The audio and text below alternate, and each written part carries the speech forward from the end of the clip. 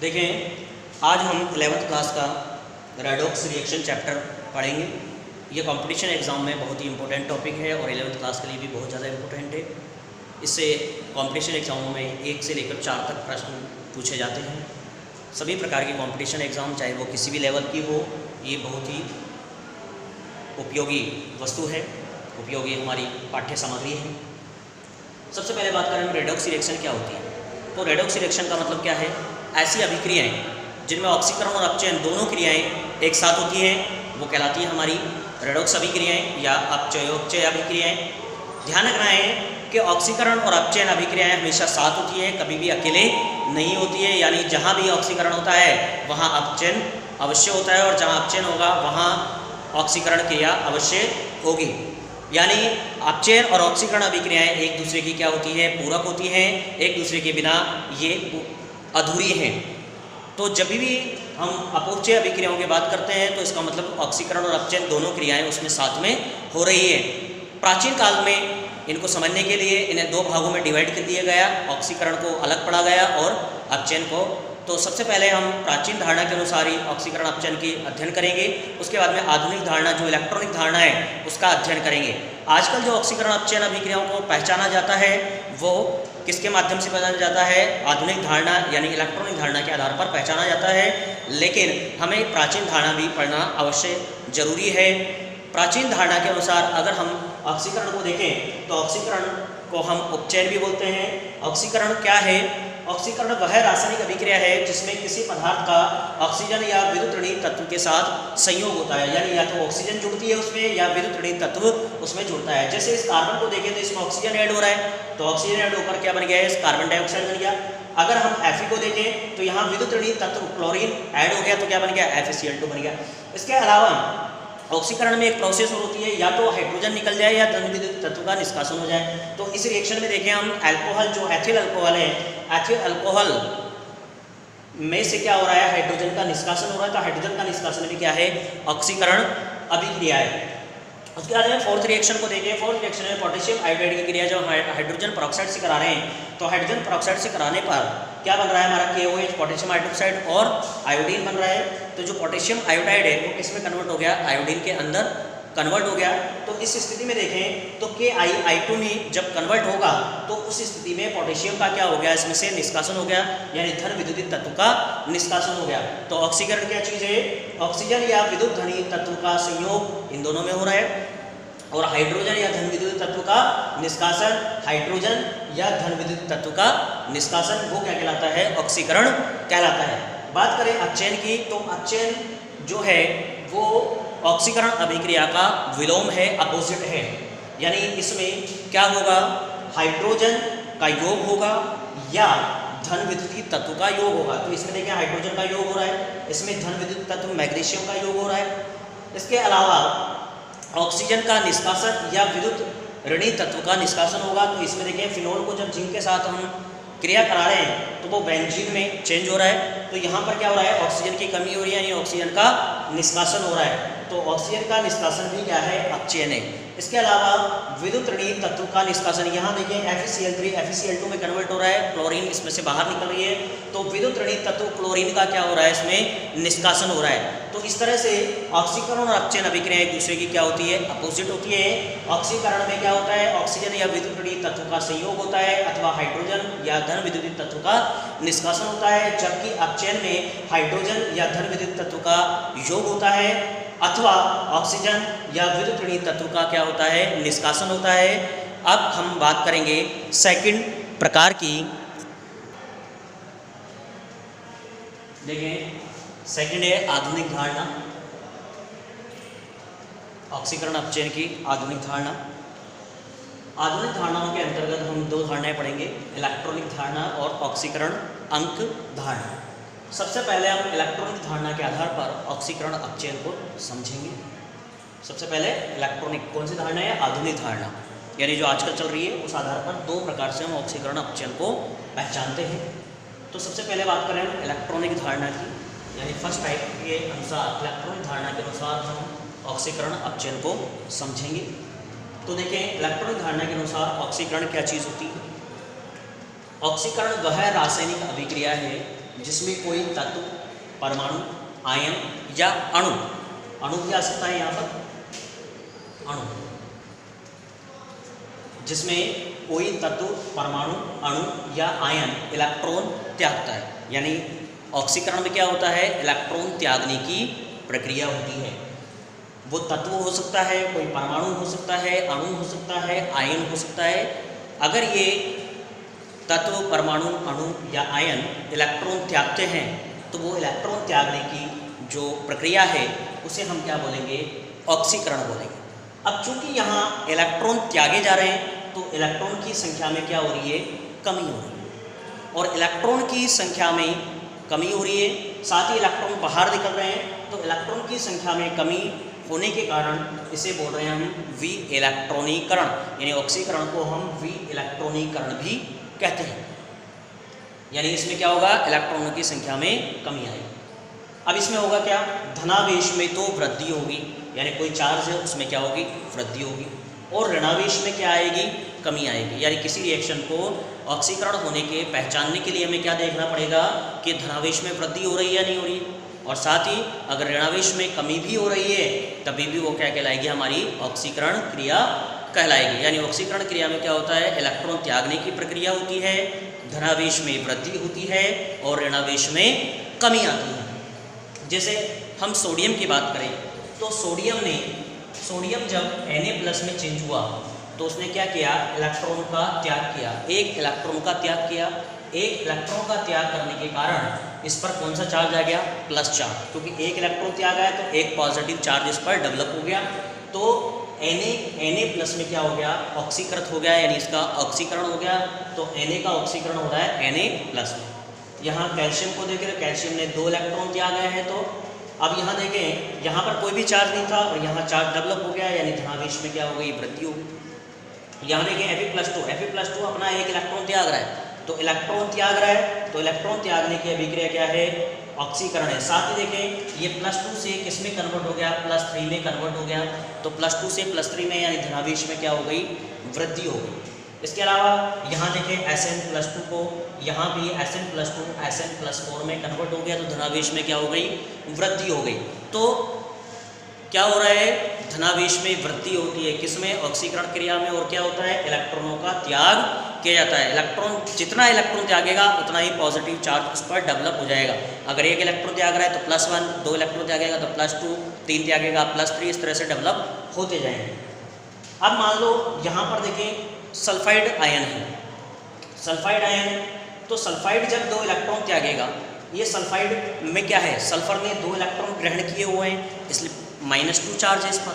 लेकिन ये ग्रहण किए गए, अगर इन दोनों इलेक्ट्रॉनों को त्याग दे तो क्या हो जाएगा, वो उदासीन हो जाएगा, पहले वाली कंडीशन में आ जाएगा। तो क्या हुआ, जब सल्फर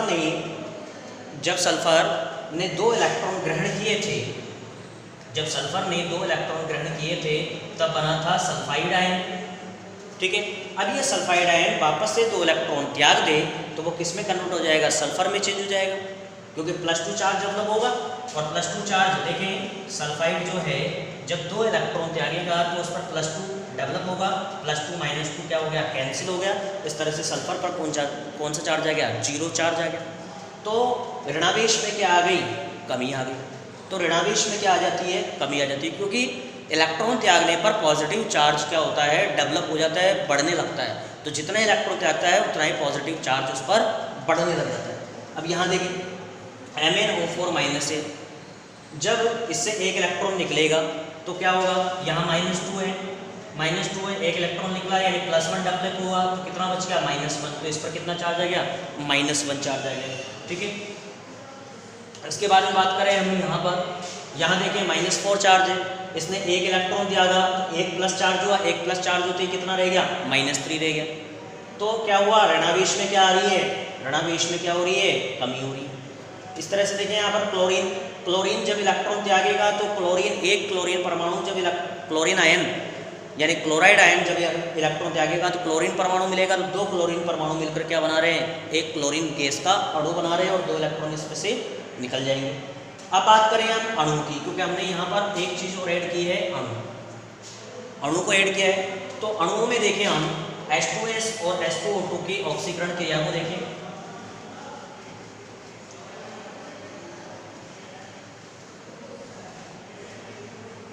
देखिए H2S जो है, H2S को जब हम तोड़ेंगे तो क्या बनेगा 2H प्लस और S-2 ये बनेगा इसमें से, ठीक है। लेकिन ये इस अवस्था में, आयन अवस्था में अभी ना तो इसका ऑक्सीकरण हुआ है ना ही इसका अपचयन हुआ है। ऑक्सीकरण के लिए क्या करना पड़ेगा, इसे इलेक्ट्रॉन त्यागना पड़ेगा। इसके पास इलेक्ट्रॉन नहीं है तो कौन त्यागेगा, ये त्यागेगा। ये त्यागेगा तो इलेक्ट्रॉन त्यागा और ये किसमें चेंज हो गया, सल्फर प्लस 2 इलेक्ट्रॉन्स में, ये किसमें चेंज हो गया। तो पूरी रिएक्शन क्या हो गई, H2S is equal to 2H plus और ये किसमें चेंज हो गया, S प्लस 2 इलेक्ट्रॉन। तो इस तरह से H2S अणु में से भी क्या हो रहा है, इलेक्ट्रॉन का त्याग हो रहा है। तो सल्फाइड जो है वो किस में कन्वर्ट हो गया, सल्फर में चेंज हो गया। इसी प्रकार दूसरा एग्जांपल देखते हैं H2O2 का। H2O2 का देखते हैं। तो H2O2 जो है, इसको अगर हम देखें तो ये बनेंगे 2H प्लस और O2 माइनस 2, ये इलेक्ट्रॉन त्याग नहीं सकता, ये किसमें चेंज होगा, O2 प्लस 2 इलेक्ट्रॉन में, किसमें चेंज हो जाएगा, O2 प्लस 2 इलेक्ट्रॉन में। तो इसकी संपूर्ण रिएक्शन क्या हो गई, H2O2 is equal to 2H plus O2 plus 2 electron. इस तरह से यहाँ पर क्या हो रहा है, ऑक्सीकरण क्रिया हो रही है, इलेक्ट्रॉन त्यागने की क्रिया हो रही है, किसके द्वारा, अणु के द्वारा।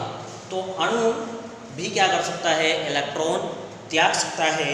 यहाँ H2S अणु के बारे में बताया। पहले ये दो तरह के आयन बने इसके, H प्लस और सल्फाइड आयन है। सल्फाइड में से 2 इलेक्ट्रॉन निकले तो 2 इलेक्ट्रॉन, और इस पर चार्ज कंप्लीट खत्म हो गया तो ये सल्फर में चेंज हो गया, ठीक है। यहाँ देखें H2O2 2H प्लस और O2 माइनस 2 में टूटा, O2 माइनस 2 ने इलेक्ट्रॉन त्यागे और O2 में कन्वर्ट हो गया तो O2 प्लस 2 इलेक्ट्रॉन और 2H प्लस। तो यहाँ पर क्या हो रहा है, ऑक्सीजन का क्या हो रहा है, यहाँ पर ऑक्साइड आयनों का, ऑक्सीजन जो है O2 माइनस 2 जो है यानी परऑक्साइड आयनों का किस में चेंज हो गया, ऑक्सीजन में कन्वर्ट हो गया। किसके माध्यम से, ऑक्सीकरण के माध्यम से। तो ये क्या करेंगे, ऑक्सीकरण क्रिया करेंगे, इसलिए ये क्या होते हैं, दोनों ही अच्छे अपचायक होते हैं। क्योंकि ऑक्सीकरण क्रिया करेंगे, इलेक्ट्रॉन देंगे, तो ये क्या होंगे, अच्छे अपचायक होंगे, ठीक है। अब बात करते हैं अपचयन क्रिया की। अब बात करेंगे हम, देखें इलेक्ट्रॉनिक धारणा के आधार पर अपचयन क्या होता है। वह रासायनिक अभिक्रिया जिसमें कोई परमाणु, अणु या आयन इलेक्ट्रॉन ग्रहण करता है, यानी इलेक्ट्रॉन ग्रहण करने की जो प्रोसेस होती है उसे हम क्या बोलते हैं, अपचयन या रिडक्शन बोलते हैं। इसमें क्या होता है, इलेक्ट्रॉन की संख्या में वृद्धि होती है, क्योंकि वो इलेक्ट्रॉन ग्रहण कर रहा है। तो इलेक्ट्रॉन ग्रहण करने के कारण इलेक्ट्रॉनों की संख्या में क्या होगी, वृद्धि होगी। साथ ही धनावेश में क्या आएगी, कमी आएगी, क्योंकि इलेक्ट्रॉन पर नेगेटिव चार्ज होता है तो नेगेटिव चार्ज में वृद्धि होगी, तो ऋणावेश में वृद्धि होगी, लेकिन पॉजिटिव चार्ज यानी धनावेश में क्या होगी, कमी होगी। जैसे एग्जांपल देखते हैं, क्लोरीन जब इलेक्ट्रॉन ग्रहण करेगा तो एक इलेक्ट्रॉन यानी एक चार्ज चढ़ गया उसके ऊपर, एक चार्ज आ गया उसके ऊपर, कौन सा, माइनस चार्ज, क्योंकि वो इलेक्ट्रॉन ग्रहण कर रहा है तो इलेक्ट्रॉन पर कौन सा चार्ज है, माइनस चार्ज, तो -1। यहाँ पर 3 ग्रहण कर रहा है, -3। यहाँ देखिए, यहाँ हमने बोला ऋणावेश में वृद्धि होगी लेकिन धनावेश में कमी भी होगी। तो देखिए यहाँ पर +2 है, +2 ने जब 2 इलेक्ट्रॉन ग्रहण किए तो देखें ये +2 है, 2 इलेक्ट्रॉन उसने ग्रहण किए यानी 2 माइनस आ गए, -2 +2 कैंसिल, तो उदासी हो।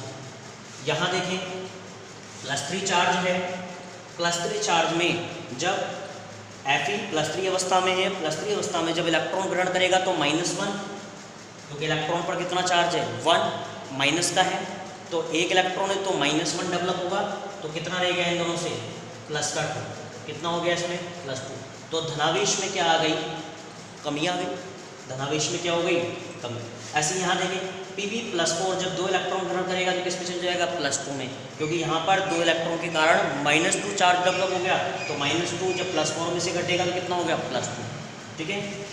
इसी प्रकार मरकरी में देखें Hg+2 जब 1 इलेक्ट्रॉन ग्रहण करेगा तो -1 डेवलप होगा और ये +1 रह जाएगा। यहाँ देखिए -3 है, 1 इलेक्ट्रॉन ग्रहण किया, अब यहाँ देखो ऋणावेश में वृद्धि होगी, क्यों, क्योंकि ऋणावेश है, एक ऋणावेश और बढ़ गया तो -4। तो ध्यान रखना है, धनावेश में तो कमी होगी और ऋणावेश में वृद्धि होगी।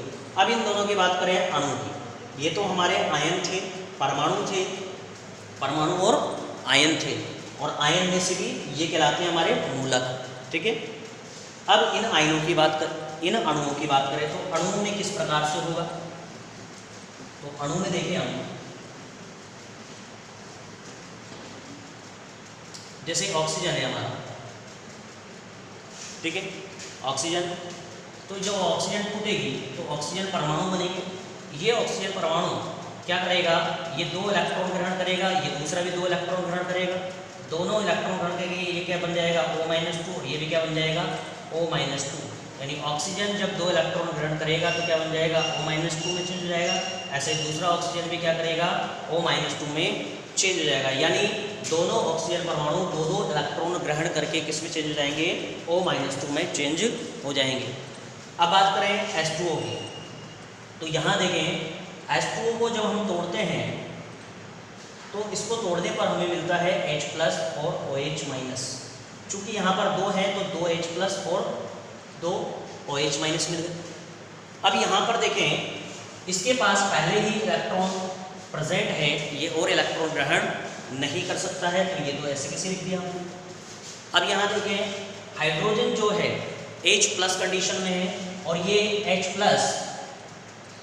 क्या करेगा, एक H+ एक इलेक्ट्रॉन को ग्रहण करेगा, तो 2H+ जब 2 इलेक्ट्रॉनों को ग्रहण करेंगे तो क्या बन जाएगा 2H बन जाएगा। 2H का मतलब H2, 2H का मतलब क्या हो गया H2। तो यहाँ पर क्या हुआ, जो जल का H+ आयन है उन H+ आयनों ने इलेक्ट्रॉनों को ग्रहण किया और किस में चेंज हो गए, हाइड्रोजन में। यानी यहाँ पर जो H+ आयन है वो किस में कन्वर्ट हो रहे हैं, हाइड्रोजन में कन्वर्ट हो रहे हैं। क्या करके, 2 इलेक्ट्रॉन ग्रहण करके। यानी जो जल के प्रोटॉन है वो 2 इलेक्ट्रॉन ग्रहण करके हाइड्रोजन गैस में कन्वर्ट हो जाते हैं। तो इस तरह से अणु में हमने क्या बताया, इलेक्ट्रॉन ग्रहण करने की प्रोसेस बताई है। यहाँ पर ऑक्सीजन के 2 परमाणु 2-2 इलेक्ट्रॉन ग्रहण करेंगे। यहाँ पर जल में जो प्रोटॉन है वो प्रोटॉन क्या करेगा, इलेक्ट्रॉन ग्रहण करेगा। चूँकि यहाँ पर एक प्रोटॉन 1 इलेक्ट्रॉन ग्रहण कर रहा है तो 2 प्रोटॉन 2 इलेक्ट्रॉन ग्रहण करके हाइड्रोजन गैस का निर्माण कर देंगे। इस तरह से अपचयन क्रिया में क्या होता है, कोई परमाणु, अणु या आयन इलेक्ट्रॉन ग्रहण करता है। देखिए ऑक्सीकरण अंक धारणा के अनुसार अगर हम ऑक्सीकरण और अपचयन को समझें तो बहुत ही ईजी है। ऑक्सीकरण क्या है, वह रासायनिक अभिक्रिया है जिसमें किसी तत्व, परमाणु, अणु या आयन के ऑक्सीकरण अंकों में क्या होती है, वृद्धि होती है। यानी इनके ऑक्सीकरण अंकों में क्या हो जाए, अगर वृद्धि हो जाए तो वो क्रिया क्या होती है, हमारी ऑक्सीकरण होती है। और ऑक्सीकरण अंकों में वृद्धि होने के साथ ही अगर हम इलेक्ट्रॉन की धारणा से देखें तो इलेक्ट्रॉनों का त्याग होगा, इलेक्ट्रॉनों का निष्कासन होगा। तो जैसे देखें हम जिंक Zn+2 में कन्वर्ट हो रहा है और हमें पता लगाना है ये ऑक्सीकरण है या अपचयन। तो देखें जिंक पर कोई भी चार्ज नहीं है तो 0 चार्ज, और यहाँ जिंक पर चार्ज कितना है, +2 चार्ज। ये जो चार्ज होता है ये चार्ज ही क्या होता है, इनका ऑक्सीकरण अंक होता है। तो यहाँ देखें 0 से +2 अवस्था में परिवर्तन हो रहा है, तो 0 से 2 हो रहा है, यानी ऑक्सीकरण अंक में क्या हो रही है, वृद्धि हो रही है। तो ऑक्सीकरण अंक में वृद्धि होने के कारण ये अभिक्रिया कौन सी है, ऑक्सीकरण है। ऐसे यहाँ देखें हम, यहाँ +2 चार्ज है, ये +2 चार्ज +4 चार्ज में कन्वर्ट हो रहा है। तो यहाँ पर भी क्या हो रहा है, अभिक्रिया में ऑक्सीकरण अंक में 2 की वृद्धि हो रही है। तो ऑक्सीकरण अंक में वृद्धि होने के कारण Pb+2 Pb+4 में क्या हो रहा है, इसका ऑक्सीकरण हो रहा है। इसके बाद हम देखें यहाँ पर -1 है और यहाँ कोई अचार नहीं तो 0 है। तो ये -1 से 0, अब तुम जानते हो कि 0 और -1 में अधिक कौन सा होता है, 0 अधिक होता है, क्योंकि माइनस से प्लस की तरफ जाने के लिए बीच में हमें 0 से होकर गुजरना पड़ता है। तो कम वैल्यू कौन सी है, -1, अधिक वैल्यू कौन सी है, 0। तो क्या हो रहा है, यहाँ पर भी ऑक्सीकरण अंक में क्या हो रही है, वृद्धि हो रही है। इसके अलावा सोडियम को देखें तो यहाँ 0 है और यहाँ +1 में है, ठीक है। तो ऑक्सीकरण अंकों में क्या हो रही है, हमें वृद्धि हो रही है। यहाँ 0 से +2 में कन्वर्ट हो रहा है, यहाँ +2 से +4 में कन्वर्ट हो रहा है, यहाँ -1 से 0 कन्वर्ट हो रहा है और यहाँ 0 से +1 में कन्वर्ट। तो इन चारों रिएक्शनों में अगर हम देखें तो ऑक्सीकरण अंकों में क्या हो रही है, वृद्धि हो रही है।